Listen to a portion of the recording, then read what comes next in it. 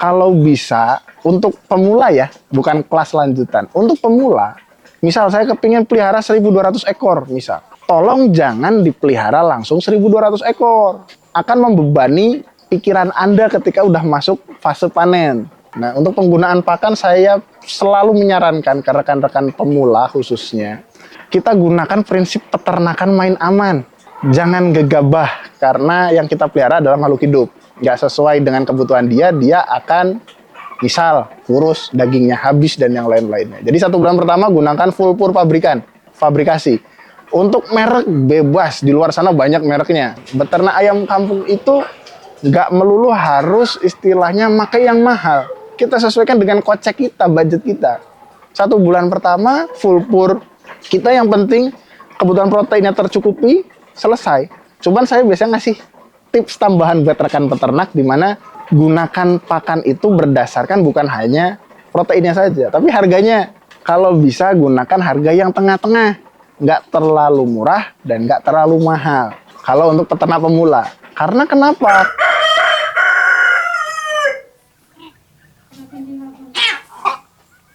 Perkenalkan, nama saya Muhammad Faisal Abdau. Umur saya 25 tahun. Saya dari Kabupaten Purworejo, lebih tepatnya di Dusun Kalongan 2, Desa Mudalrejo, Kecamatan Loano, Kabupaten Purworejo. Kami merintis usaha peternakan ayam KUB ini dari tahun 2017 dengan nama CV Global Sejahtera, dan alhamdulillah kami sudah berbadan hukum. Dan kenapa kami memilih ayam KUB ini sebagai ayam kampung yang kami pelihara di peternakan kami adalah karena ayam KUB ini dari segi produktivitas itu lebih banyak daripada ayam kampung biasa, ditambah dari segi variasi warna bulu itu lebih bervariasi dan lebih diterima di kalangan masyarakat. Jadi ngasih makan ayam itu bukan hanya kalau di desa ya, biasanya nasi dedek, berikan basah, temboloknya sudah besar, tandanya ayam sudah kenyang.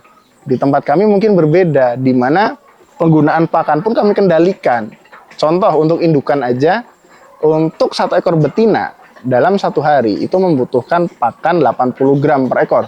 Nggak nyampe 1 on. Nah, itu diberikan pagi dan sore, berarti 80 gram dibagi 2. Berarti sekali ngasih makan hanya 40 gram, nggak nyampe setengah ons. Itu. Jadi kita bisa menghitung sebenarnya, bisa menganalisa kebutuhan pakan harian ayam di peternakan kita berapa sih, gitu kan. Nah, ini yang terkadang jadi garis bawah, di mana pelihara ayam kampung itu kok nggak menguntungkan ya. Karena kita jebol di pakan sebenarnya.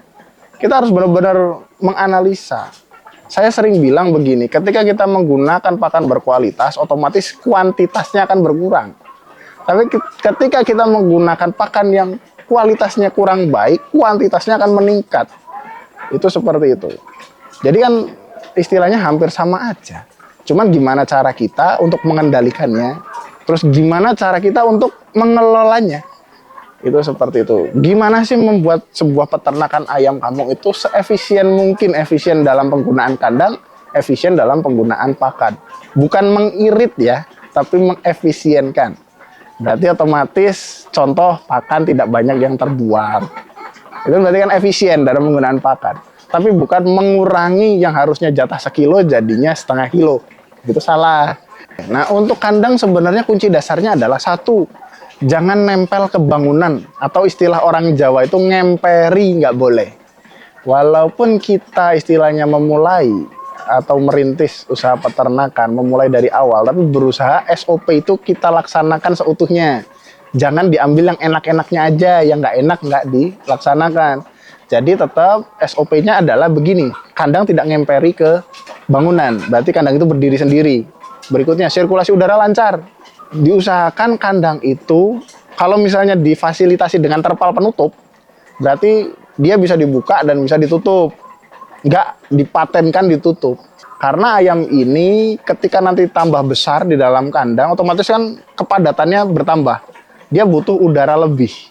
Dan sedikit tambahan informasi lagi, di mana ketinggian penghalang sekam di tempat kami untuk kandang pembesaran khususnya itu kisaran 20-30 cm, atau kalau pakai batako di tempat kami kurang lebihnya 1,5 batako.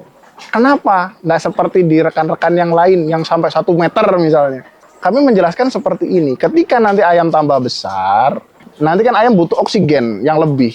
nanti otomatis ayam sudah besar kan ketinggiannya kan segitu kurang lebihnya, kurang lebih 30 cm. Dan nanti bisa ke pinggir kandang kepalanya. Jadi nanti kepala ke pinggir kandang otomatis dia akan dapat udara segar. Berbeda kalau misalnya logikanya semeter, ayam mau dapat udara segar, ketinggian ayam kan nggak berapa, nggak sepirakno istilah Jawa nih. Nggak seberapa ketinggian ayamnya, berarti dia harus nangkring dulu baru dapat udara segar. Nah ini kan rada jadi PR juga. Ditambah dari segi peratapannya, bikin kandang ayam, orientasinya sebenarnya bukan bikin rumah. Ya sebenarnya harusnya sih rumah ya orientasinya gitu kan, otomatis tidak kehujanan, tidak bocor dan yang lain-lainnya. Cuman modelnya saja yang orientasinya bukan ke rumah. Jadi untuk kandang ayam ini gunakan atap ventilator sebenarnya. Jadi atapnya bukan rapat seperti rumah, tetap ada celah, istilahnya celah antar atap di bagian atas. Jadi seperti ini atap utama dan ini ada atap tambahan dan ini ada jaraknya, dan jarak ini adalah ventilator. Fungsinya adalah membuang amoniak, gas amoniak yang ada di kandang. Jadi ketika siang hari udara panas, amoniak akan naik ke atas dan itu terbuang lewat atap ventilatornya. Karena amoniak ini ketika nggak dikelola dengan baik dan benar, efeknya akan mengganggu kesehatan ayam juga. Contohnya ayam akan terserang snot atau pilek. Jadi gini, untuk pakan ayam kampung sendiri nanti akan dibedakan berdasarkan jenjang usianya. Saya biasa bilang usia 1-30 hari adalah usia starter. Di mana 1 bulan pertama ini adalah menjadi faktor penentu pertumbuhan ayam ke depannya atau di jenjang berikutnya akan sesuai dengan harapan atau enggak. Di mana di 1 bulan pertama ini bukan hanya kualitas pakannya saja, tapi dari kehangatan kandang brooding atau kandang penghangat, plus sirkulasi udaranya harus lancar juga. Jadi semua berkesinambungan. Nggak bisa berat ke satu titik. Nah, untuk penggunaan pakan saya selalu menyarankan ke rekan-rekan pemula khususnya, kita gunakan prinsip peternakan main aman. Jangan gegabah, karena yang kita pelihara adalah makhluk hidup. Nggak sesuai dengan kebutuhan dia akan misal kurus, dagingnya habis, dan yang lain-lainnya. Jadi 1 bulan pertama gunakan full pur fabrikasi.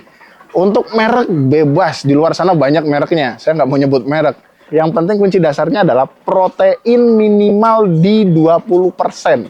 Jadi ketika beli pakan, ini edukasi buat rekan-rekan peternak pemula, beli pakan ke toko pakan, jangan istilahnya melulu langsung nyebutin yang umum di pasaran. Misalnya BR1, 511, itu kan umum.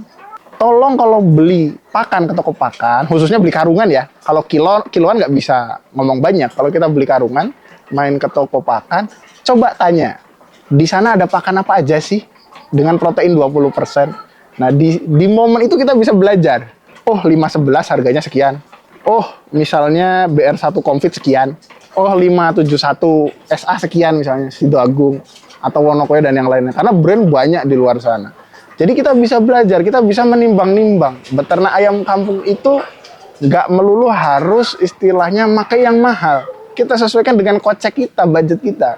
1 bulan pertama full pur, kita yang penting kebutuhan proteinnya tercukupi, selesai. Cuman saya biasanya ngasih tips tambahan buat rekan peternak, di mana gunakan pakan itu berdasarkan bukan hanya proteinnya saja, tapi harganya. Kalau bisa gunakan harga yang tengah-tengah, nggak terlalu murah dan nggak terlalu mahal.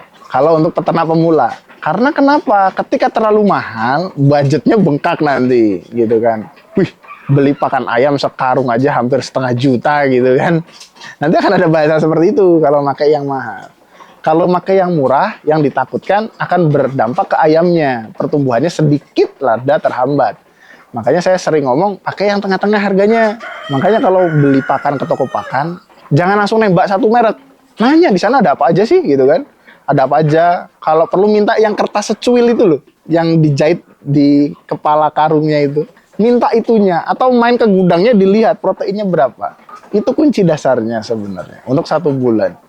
Dan untuk 1 bulan ini kalau di tempat kami itu sudah tidak pakai Vitacik lagi, udah nggak pakai Vitastress dan yang lain-lainnya.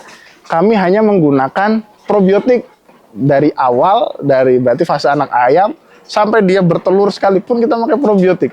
Dan fungsi probiotik ini adalah untuk menekan aroma kandang, untuk membuat dedok fermentasi, dan terus lagi untuk mengefisiensikan pakan dan yang lain-lainnya. Jadi banyak fungsinya probiotik ini.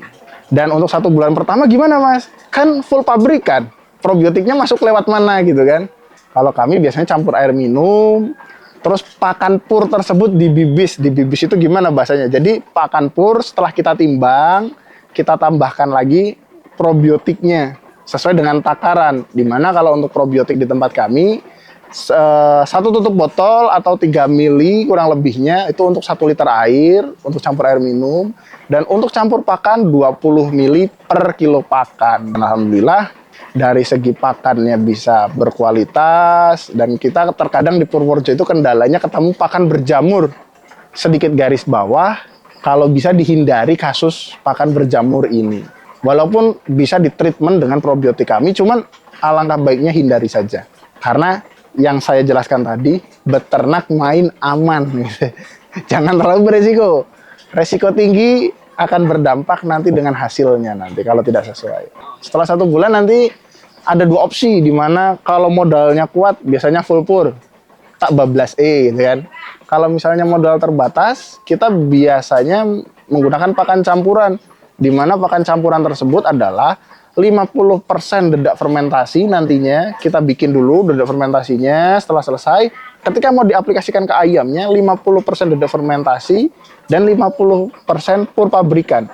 Jadi pakan campuran ini adalah menyiasati 50% dari pakan pabrikan. Kok kenapa nggak disiasati 100%? Nah, kendala kami di Purworejo adalah seperti ini.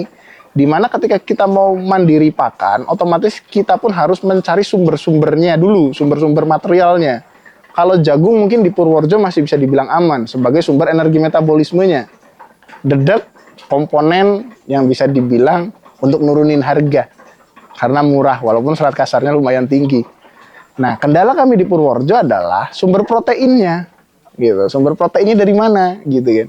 Misal dari tepung ikan. Ketika kami pernah coba menggunakan tepung ikan, ternyata hasilnya di luar prediksi.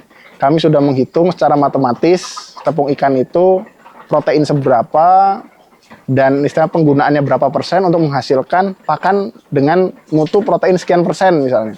Tapi setelah jadi pakan tersebut, kita cek dengan cara cek uji ke ayamnya, kita cek ke lab juga gitu. Saya bikin 17% loh, padahal proteinnya nggak seberapa gitu kan. Nggak seperti pakan pembesaran yang kisaran 20. Ternyata di ayam produksi langsung drop. Ayam indukan drop. Setelah beberapa hari hasil lab pakan itu keluar, yang kita rencanakan protein 17, itu cuma 7%. Yang 10 ikut ke siapa gitu kan. Pantas aja drop ayamnya. Akhirnya kita ambil langkah, ya udah kita daur lagi pakan yang sudah terlanjur dibuat di kala itu. Kasus tersebut terjadi di kala corona lagi rame-ramenya di Purworejo, kurang lebih kisaran 2019-2020. Di mana kita terhambat, truk pengiriman pakan dari Magelang nggak bisa masuk Purworejo. Karena Magelang zona merah. Nah, akhirnya kita kan kalang kabut gitu kan. Kalang kabut gimana caranya? Ya udah langsung kita ambil opsi, kita nyampur sendiri. Kita datangin tepung ikan dari luar gitu dan yang lain-lainnya. Ternyata luar biasa, bikin gedek-gedek, duit yang dikeluarin otomatis tambah gede karena kan didaur lagi dan yang lain-lain. Itu seperti itu. Jadi beternaklah main aman untuk saat ini. Jadi main aman, kitanya nyaman, ayamnya pun pertumbuhannya sesuai dengan harapan. Asik, belakangnya N semua. Nah terus untuk pakan pembesaran ini diberikan tergantung nanti ayam ini mau diarahkan kemana. Ketika diarahkan untuk menghasilkan daging atau arah potong, berarti diberikan sampai dia panen. Berarti dari usia 1 bulan sampai dia panen. Panen di kisaran, taruhlah kita ngomong main aman di 3 bulan. Saya nggak pernah mau ngomong panen itu 2 bulan panen, nggak. Ketika 2 bulan nggak panen, nanti nama saya yang jelek. Gitu. Mendingan kita main aman 3 bulan panen, gitu kan, selesai. Berarti dibelikan sama 3 bulan, sampai usia 3 bulan, sorry. Dan kalau misalnya diarahkan untuk jadi calon indukan atau menjadi indukan, berarti pemberian pakan ini dibablasin sampai usia dia 5 bulan paling enggak. Setelah 5 bulan, pakan diganti dengan pakan khusus petelur. Nah, pakan khusus petelur biasanya ada 2 opsi. Opsi pertama itu pabrikan. Jadi kita nggak harus beli jagung giling dan dedek. Dan opsi kedua adalah konsentrat, di mana kita harus cari dedek dan jagung giling. Kalau ketemu konsentrat di wilayah bapak-bapak atau ibu-ibu sekalian, nah yang ada di tulisan kertas kecil konsentrat itu adalah 35% konsentrat, 50% jagung giling, dan 15% dede. Nah, itu adalah rasio pencampurannya yang pabrik buat. Nah, itu seperti itu. Dan kalau misalnya jadi pertanyaan, awal apa dicampur apa enggak sih Mas untuk pakan indukan? Kalau mau hasil optimal, alangkah baiknya adalah gunakan pakan sesuai dengan spesifikasinya. Jangan terlalu mengacak-acak formulasi. Karena gini, ketika ayam ini diberikan pakan sesuai dengan spesifikasinya, dia bertelurnya akan lancar sebenarnya, optimal. Ditambah usia produktifnya akan lebih panjang. Jadi nggak cepat afkir dalam tanda kutip. Walaupun nanti perhitungannya seperti ini. Ayam KUB itu saya sering ngomong 50% dari total populasi produksi hariannya. Jadi nggak bertelur semua. Awas nih, garis bawah. Karena kadang-kadang begini, ayam KUB, ayam yang didesain untuk menghasilkan telur ayam kampung dengan jumlah yang banyak. Orientasi masyarakat, bertelur setiap hari. Nah, padahal kalau saya sering ngomong gitu kan, alangkah baiknya ngomong kan ya nggak usah terlalu muluk-muluk lah gitu kan. Ya 50% dari total populasi. Nah, itu seperti itu. Nanti kan bisa hitung-hitungannya enak lah. Terus matematikanya gimana Mas? Kan nggak masuk dan yang lain-lainnya. Nah, telur ayam kampung diingat, menjualnya tidak kiloan ya, Bapak Ibu sekalian. Menjualnya itu per butir. Kalau bisa jual sendiri. Kita sasar end user. Kita akan dapat selisih harga yang lumayan tinggi. Contoh, kalau misalnya di wilayah Purworejo, kita jual ke pengepul atau ke warung-warung, itu kekuatannya paling di 1.800 sampai 2.000. Tapi kalau kita ya modal sedikit lah, kita beli mika telur, isi 6 atau isi 10, itu kita bisa up di 3.000 sampai 3.500 per butir. Ya benar kita repot yang dimaksud, kita harus online terus, kita harus promosi terus, kita harus bikin label, bikin stiker dan yang lain-lainnya. Tapi kan ada selisih cuan yang kita dapatkan.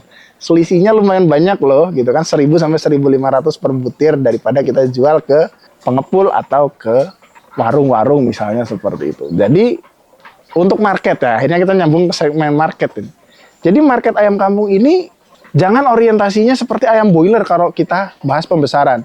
Jadi kalau misalnya kita dianugerahi modal yang lumayan melimpah, kalau bisa untuk pemula ya, bukan kelas lanjutan. Untuk pemula, misal saya kepingin pelihara 1.200 ekor misal. Tolong jangan dipelihara langsung 1.200 ekor. Akan membebani pikiran Anda ketika udah masuk fase panen. Khususnya untuk pemula ya, garis bawahnya lagi nih pemula. Jadi kalau saya biasa menyarankan, saya pingin pelihara 1.200 ekor. Enaknya gimana? Enaknya adalah kita gunakan siklus. Setiap seminggu sekali masuk anak ayam. Orientasinya 3 bulan adalah 12 minggu. Berarti kita bikin 12 kandang. Luasannya sama aja kok, cuman bedanya yang lain, yang istilahnya yang satu umur itu cuman 1 atau 2 pintu. Kalau kita jadi 12 pintu, cuman bedanya gitu aja. Jadi kan gini, minggu pertama kita masuk anak ayam 100, minggu kedua 100, nanti minggu ke-12 masuk 100, yang minggu pertama kan sudah panen. Lebih enak marketnya, walaupun istilahnya nanti actionnya tetap akan ada tantangan ya, nggak seenak yang saya sampaikan juga. Jadi nanti beban market setiap seminggu sekali 100 itu akan lebih enak daripada beban market sekaligus 1.200 ekor. Masalahnya ayam ini memiliki sifat nggak mau tahu. Dia nggak mau tahu yang pelihara itu punya duit atau enggak, yang penting dia harus makan. Nah ini yang jadi beban di kita kan, tambah stres gitu kan. Ayam nggak dikasih makan kurus, dikasih makan nambah duit, ayam nggak laku-laku. Wah, mantap ini. Nah, jadi istilahnya tolong di manajemen sendiri lah, manajemen stres. Satu sisi manajemen stres panen ya, karena yang namanya merintis nggak istilahnya nggak gampang, banyak godaannya, banyak kesulitannya. Walaupun orientasi awal kita memulai usaha, jual ayam kampung gampang, bawa ke pasar selesai.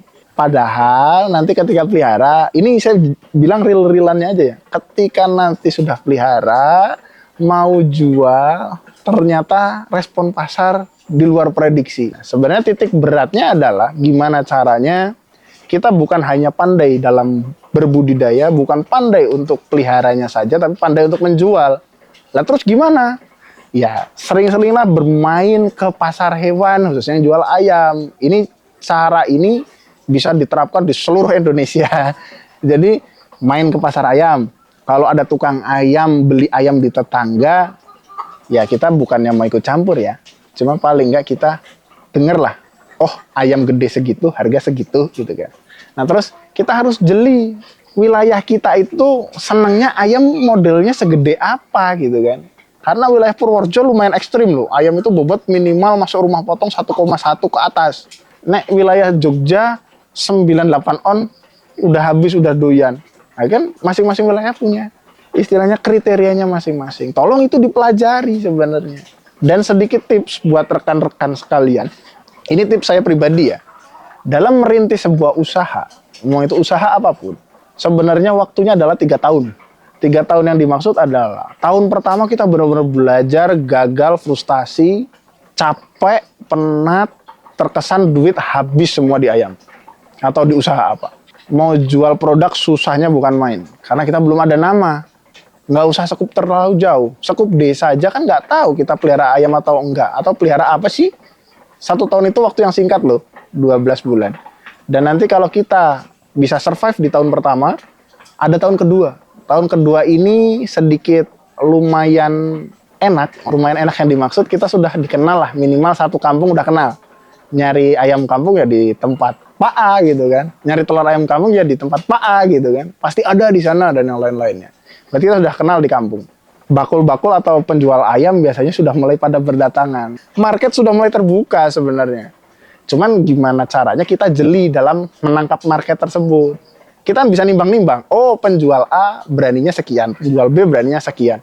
Kita bisa nimbang-nimbang. Oh, penjual A berani sekian tapi continue.